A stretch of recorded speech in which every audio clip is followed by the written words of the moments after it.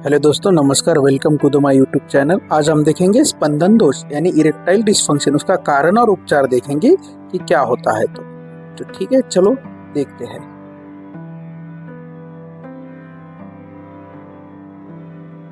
तो अब हम देखेंगे दोस्तों कि क्या है स्तबन दोष यानी इरेक्टाइल डिसफंक्शन, क्या होता है ये जानते हैं। आप जो अभी डायग्राम देख रहे हैं, जो 1 नंबर की डायग्राम है वो स्पंदन दोष की है, और जो 2 नंबर की वो नॉर्मल सीधा होने लायक, मतलब इरेक्टाइल हो रहा है। और जो पहला इरेक्टाइल डिसफंक्शन है, जो इससे हमारे बॉडी में जो मसल्स रहती है और जो ब्लड वेसल रहते हैं, उनका अगर एक्सपेंशन नहीं हुआ तो आपका जो पेनिस यानी लिंग जो रहता है वो इरेक्टाइल का फंक्शन अच्छी तरह से नहीं कर पाता।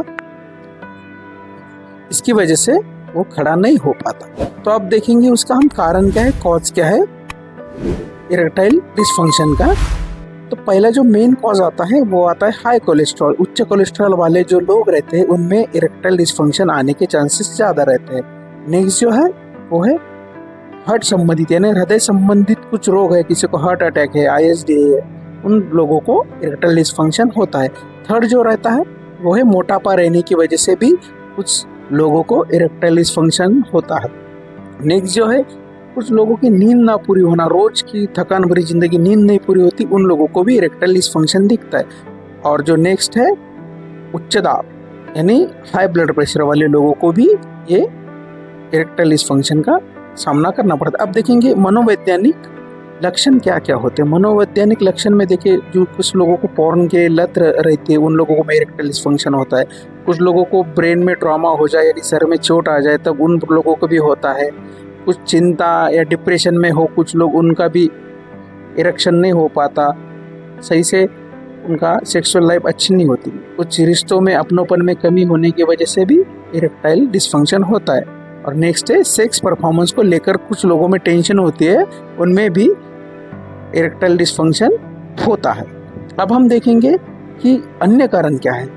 कुछ पेशेंट्स को पोषण की कमी रहती है, खाने में विटामिन्स मिनरल्स की कमी रहती है, उन पेशेंट में इरेक्टाइल डिसफंक्शन होता है। शराब के अधिक सेवन की वजह से भी बहुत सारे लोगों को इरेक्टाइल डिसफंक्शन का सामना करना पड़ता है। और नेक्स्ट है फिजिकल इनएक्टिविटी, मतलब जो पेशेंट चलना फिरना कुछ नहीं करता, जगह पे काम खाना पीना करता है, उन लोगों को बहुत ज़्यादा दिखता है। नेक्स्ट है धूम्रपान, स्मोकिंग की वजह से भी होता है। और लास्ट जो है वो खराब खाना पीना जो रहता है, जंक फूड डाइट आप मेंटेन नहीं कर पाते, उन लोगों में होता है। अब हम देखेंगे कि इसका परीक्षण, हम डायग्नोसिस कैसे कर सकते हैं।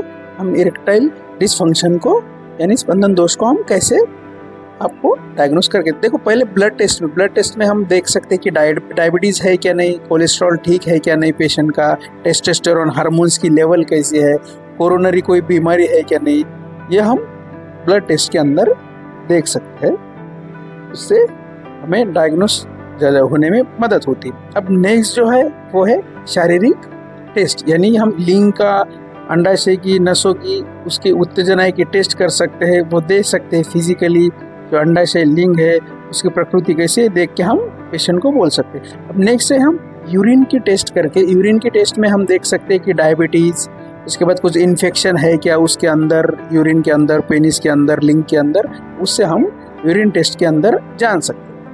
नेक्स्ट जो डायग्नोसिस है वो है अल्ट्रासोनोग्राफी यानी USG के अंदर हम अंगों की जांच, अंदर के जो आंग रहते हैं, ऑर्गन्स रहते हैं, उनकी जांच कर सकते हैं, उनका रक्त प्रवाह देख सकते हैं ठीक है क्या नहीं।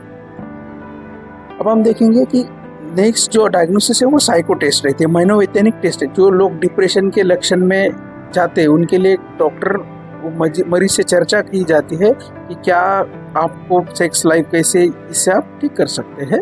नेक्स्ट जो है उपचार में हम देखेंगे आप होम रेमेडीज यानी घरेलू उपचार क्या क्या कर सकते हैं। हम पेशेंट को नॉर्मली जो घर पे हर चीज़ें मिलती है वो दे सकते हैं। पहला जो है अश्वगंधा के जो पत्ते रहते हैं, उसका फूल जो रहता है वो खिलाने से पेशेंट का मतलब इरेक्टाइल अच्छा हो जाता है, बढ़ जाता है। नेक्स्ट है पाल्मेस्टोसोआ, इसकी ऑनलाइन आपको दवाई मतलब ये फल मिल जाएगा आपको, नहीं तो इसका मेडिसिन भी रहती है। उसके बाद जो ड्रम स्टिक रहते हैं, शेवगा बोलते हैं हम, जो लॉन्ग ऐसी सेंग जो रहती है वो खाने से भी, आपको सेवन करने से भी अच्छा इरेक्टाइल फंक्शन आ जाएगा। नेक्स्ट है शहद आप किसी भी प्रकार से ले सकते हो, खा सकते हो, डायरेक्ट खा सकते हो, खाने में किसी और चीज़ के साथ खा के आप ले सकते हो। नेक्स्ट है अदरक का सेवन करने से भी इरेक्टाइल फंक्शन बढ़ जाते हैं। नेक्स्ट है कैरेट यानी कि गाजर, गाजर का सेवन करने से भी आपको इरेक्टाइल डिसफंक्शन से आप राहत पा सकते हैं। नेक्स्ट है अनार, अनार खाने से भी आपको अच्छी इरेक्टाइल फंक्शन करने में मदद हो जाएगी, इससे आपकी इरेक्टाइल टाइम बढ़ जाएगा। अब नेक्स्ट हम देखेंगे कि मेडिसिन में हम दवाई में क्या क्या दे सकते हैं उस पेशेंट को। तो पहला जो रहता है वो नाइट्रिक एसिड सप्लीमेंट दे सकते हैं हम, दिन में 2 बार पेशेंट को खाली पेट देना है। नेक्स्ट है टेस्टोस्टेरोन का एक बूस्टर रहता है, जिससे हार्मोन आपका टेस्टोस्टेरोन बढ़ता है। अब देखिए ये कॉमनली जो यूज होती है इरेक्टाइल डिसफंक्शन के लिए वायग्रा टैबलेट, मैं तो पहले सजेस्ट करता हूँ कि आप मत लीजिए, लेकिन कुछ टाइम पे वायग्रा टैबलेट आपको लेनी पड़ती है।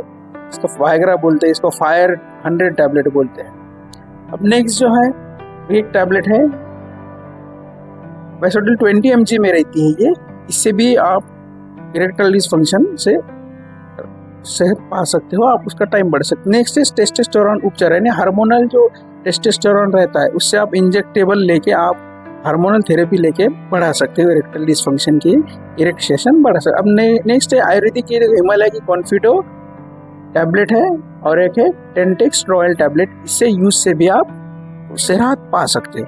अब नेक्स्ट जो है ये सर्जिकल है, मतलब ये पेनाइल इम्प्लांटेशन रहता है, जो आप स्क्रीन के ऊपर देख रहे हो, ये जो ट्यूब रहती है वो पेनिस के अंदर डालनी पड़ती है, और जो प्रेस जो आप उंगली देख रहे हो उसको दबा के आप फिजिकली उसको दबा के अपने पेनिस को टाइट कर सकते हो, खड़ा कर सकते हो, इससे आपको सेक्स करते टाइम में मदद होगी।